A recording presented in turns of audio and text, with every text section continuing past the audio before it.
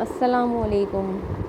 جب کبھی ان سے کہا گیا کہ دھرتی میں بگاڑ نہ پیدا کرو تو انہوں نے یہی کہا کہ ہم تو سدھار پیدا کرنے والے ہیں۔ خبردار!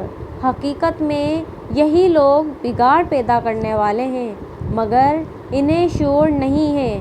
اور جب ان سے کہا گیا کہ جس طرح دوسرے ایمان لائے ہیں اسی طرح تم بھی ایمان لاؤ تو انہوں نے یہی جواب دیا، کیا ہم بے وقوفوں کی طرح ایمان لائیں؟ خبردار!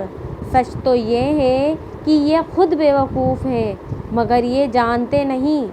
جب ایمان والوں سے ملتے ہیں تو کہتے ہیں کہ ہم ایمان لائے ہیں، اور جب اکیلے میں اپنے شیطانوں سے ملتے ہیں تو کہتے ہیں کہ اصل میں تو ہم تمہارے ساتھ ہیں اور ان لوگوں سے صرف مذاق کر رہے ہیں۔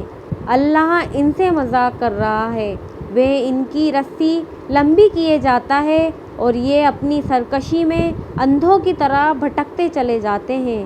یہ وہ لوگ ہیں جنہوں نے ہدایت کے بدلے گمراہی خریدی، مگر یہ سودا ان کے لیے فائدہ مند نہیں اور یہ ہرگز صحیح راستے پر نہیں ہے۔ ان کی مثال ایسی ہے جیسے ایک آدمی نے آگ جلائی اور جب اس نے سارے ماحول کو روشن کر دیا تو اللہ نے ان کے دیکھنے کی روشنی چھین لی اور انہیں اس حال میں چھوڑ دیا، اندھیریوں میں انہیں کچھ نظر نہیں آتا۔ یہ بہرے ہیں، گونگے ہیں، اندھے ہیں، یہ اب نہیں پلٹیں گے۔ یا پھر ان کی مثال یوں سمجھو کہ آسمان سے زور کی بارش ہو رہی ہے اور اس کے ساتھ اندھیری گھٹا اور کڑک اور چمک بھی ہے۔ یہ بجلی کے کڑاکے کے سن کر اپنی جانوں کے ڈر سے گھیرے میں لیے ہوئے ہیں۔ چمک سے ان کی حالت یہ ہو رہی ہے کہ مانو بہت جلد بجلی ان کی آنکھوں کی روشنی اُچک لے جائے گی۔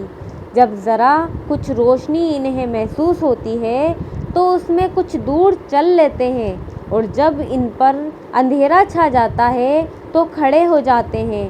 اللہ چاہتا تو ان کے سننے اور دیکھنے کی طاقت بالکل ہی چھین لیتا۔ یقیناً وہ ہر چیز کی قدرت رکھتا ہے۔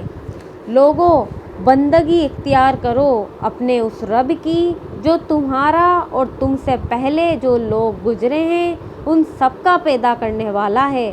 تمہارے بچنے کی امید اسی سورج سے ہو سکتی ہے۔